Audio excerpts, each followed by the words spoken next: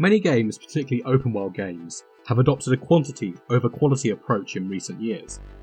They have chosen to use the advent of more advanced resources within tech to paint worlds that compete for scale. As a consequence, scarcity across these worlds is common. Between copy and pasted towns, forests and vistas, there needs to be a gameplay loop that necessitates that you as a player keep going back for more. This gameplay grind, if you will, that I'm referring to, has transitioned over from MMOs into RPGs and other open world style games, much to the chagrin of many players. You see, Xenoblade Chronicles 2 is not a game for everyone. It is a polarising title, that fans typically either absolutely are infatuated with or cannot stand.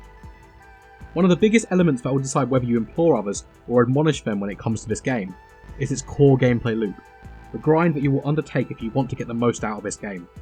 Xenoblade Chronicles 2 has a number of beautiful, semi-open world spaces that are all interconnected by one prevailing system, the gacha-style blade system. Xenoblade Chronicles 2's gameplay loop is built around the objective of obtaining blades, beings who you bond with, fight with in combat and who help you open up more sections of the world. For those not familiar, the most lazy comparison I can make is to Pokemon. You collect these beings who are subservient to you, and you can switch which ones you use, dependent on the situation. There are a number of unique blades to unlock, with different elements, weapons and abilities associated to them, some completely exclusive to that one blade. There are also procedurally generated common, or rather generic blades, who all have a similar style of look.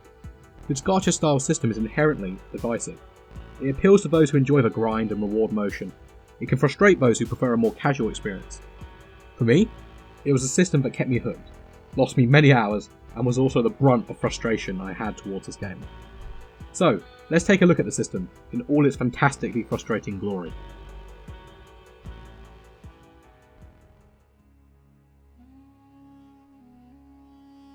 I always prefer bad news first, so let's first discuss the things I didn't quite like as much about this system.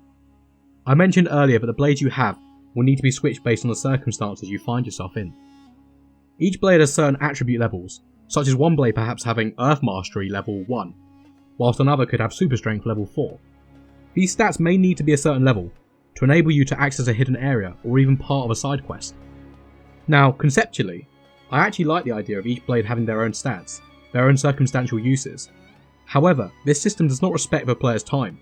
You see, at one time you can only have 3 blades equipped across 3 party members, which totals at 9 blades. The blade or blades whose attributes you may need to access the area might not be equipped. Frustratingly, the game doesn't acknowledge that you have these attributes already in the blades you have collected, and instead, you have to go into the menu, equip the right blade, then pass a skill check. What this often led to was me shifting between menu and gameplay regularly, having to readjust my party to meet the required skill check. This is time consuming and straight up unnecessary. Furthermore, having to actually level these blades' stats can feel in some instances quite grindy. One blade called Corvin, for example, requires you to go to very specific areas and kill or collect specific beings for his stats to level.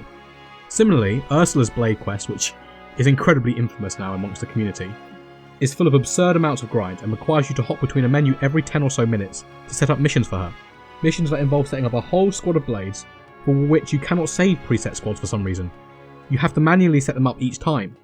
These instances feel like a way of padding out the game to unreasonable lengths, and whilst optional, have genuinely worthwhile rewards, which makes it even more of a frustration to have been tied to such a tiresome system. I mean, the sheer amount of times you need to set up Ursula's Merc missions is just unbelievable. Unlocking blades themselves comes down to a number of different factors. You need to have core crystals, the vessels which contain the blade, to be able to bond with your character.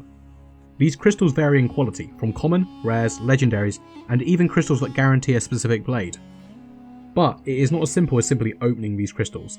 There are other elements that determine what blade you get. I mentioned that the game has both common and rare blades. Common blades are a dime a dozen, and cycle through 5 to 10 different reskin blades. They are not contingent to any lore, and obtaining them will not be your prime objective. As you scale up the crystals and open more, the chances of acquiring the unique blades, with their own unique personalities and quests associated to them, increases. What you want to do to increase your chances of getting rarer blades, or even blades of a specific element, is you want to boost your luck stat, which by its name increases your luck. This can be done through a number of different methods, and also use boosters, which can be attained in-game, which can help increase chances of getting specific elements of blades. Now, the effect that all of these separate systems has isn't going to guarantee a rare blade. You might find yourself, as the game goes on, opening 90 plus crystals before you even see sight of a rare blade. Having the blades be hard to acquire isn't an issue. It can make the process feel far more gratifying when you unlock that one blade you so longingly yearn for. Looking at you, Cosmos. But the RNG gacha style system is very time consuming.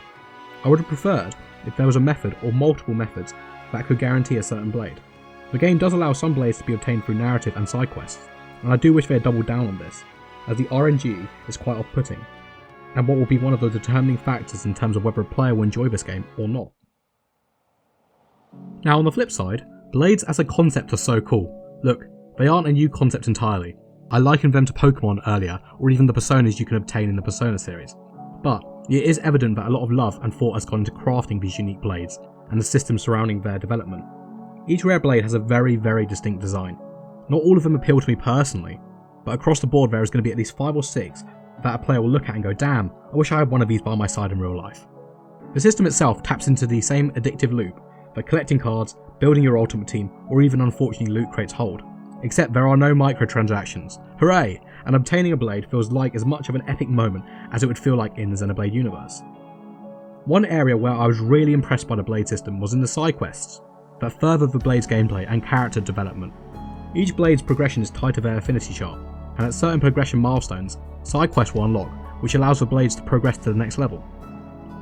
These side quests provide proper character development for the blades, whose personalities beyond these quests mostly exist in Battlecry soundbites. Given the amount of blades with different personalities, these quests vary in nature, and also provide more insight into the world and lore of the Xenoblade universe. Amidst the grind to strengthen these blades, these side quests provide a genuine incentive, as their character development is tied behind this system. Here is a scene from one of the quests. Wulfric? What big voice about? Seem to be getting very worked up for something. What Wulfric planning? I want to talk more with others, but everyone is scared of me. Yes, everyone runs from my voice. That is the problem. How can I fix this?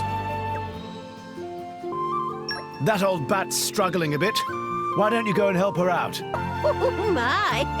What a burly gent I'm getting walked home by. The neighbours will be talking. Madam, watch your step. What the bloody hell's that thing?